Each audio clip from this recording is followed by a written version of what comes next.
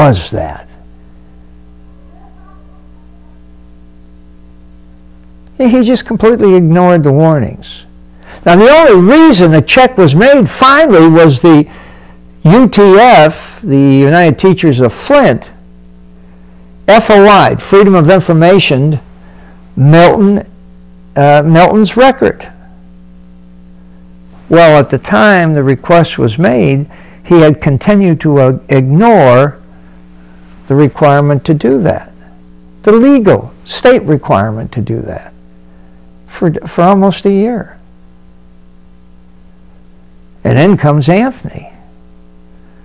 He's not required to do anything until Milton is called on the carpet by the United Federation of Teachers, and also because he was told by a fellow by the name of David Comsa, who was the director of human relations in the school district, hey, if you don't do something, I'm afraid the Flint Journal is going to find out and write something about it. So it wasn't really an effort to obey the law that Milton got second based on this. It was because the UTF, the Teachers Association, FOI'd it, and he had to respond. And the fear the Flint Journal may find out. It wasn't that he did this to obey the law, because if these things weren't done, FOI'd on his record and the fear of the Flint Journal, he may still not have done it. Now, Milton claims he didn't know about Anthony's record. Very suspicious in my mind that he didn't know his close business. This is his closest friend. Every place Milton goes, Anthony comes with him. New York, he was that way. Consulting, the two of them were together, and he didn't know this, didn't hear about it, didn't have any discussion with Anthony about it. He says he didn't. But if he did, maybe that's why he didn't file his record or his request for a background check on himself, because he would have had to do it on Anthony, and then it all would come out. Just speculation. I don't know. You know, we still don't know what Milton's record is, according to the Flint Journal, who filed an FOI also for his record, and that information hasn't come back yet. It wasn't included in the answer, the FOI answer that the school board gave to the Flint Journal. Well, anyway, let me suggest some answers to this problem. In my opinion, Milton should be fired. Now, when I originally heard about his first mistakes he made on his application, I said, well, let's give the guy a chance. Maybe he'll be all right. But now, when you look at the situation with Anthony, his business partner, his appointee, claims he doesn't know about his record, but never checked it as the state statute requires. He hired a pedophile. Even if he didn't know, he was grossly negligent for not checking and taking a pedophile and exposing him to 15,000 kids.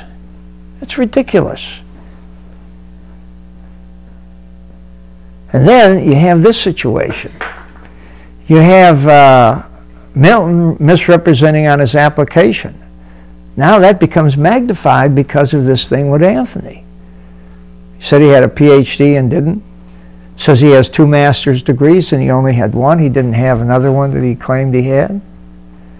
And then you take the disaster of the reorganization of the school district. All kinds of people are complaining. No, apparently they didn't have any input from the parents or the teachers. They just went ahead and did it. What kind of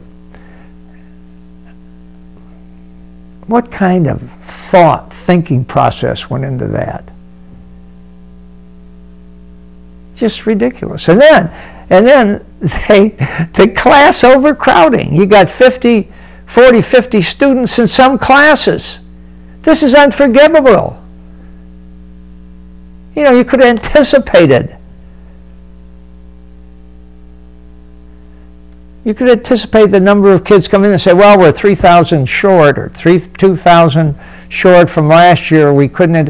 Hey, wait a minute. We're not saying that you're 2,000 above what you thought, but below what you thought. And you still have 40, 50 kids in classes. Bad planning. Bad planning. It should be easy to figure out how many kids are going to be in a class, even based on 2,000 more than you expected. Because if you had 2,000 more than you expected, the classes shouldn't be overcrowded, right? And then we have the violation of the state law requiring a record check for him and his friend Anthony. And he didn't do it until the pressure was put on him. And you know, there's kind of a double standard. The teachers have to do one thing, and the administrators, like Milton and Anthony, do something else. They don't push the, or they don't provide the check. Very strange. They didn't provide any check, even after Milton was constantly warned. Was he trying to hide something? Maybe Anthony's record. Because if he has to provide his record, I'm sure he figured Anthony would have to provide his. And he didn't want to do that. He was hoping it'd go away. But he hasn't run into a teachers association that looks out for the teachers like this organization does in Flint.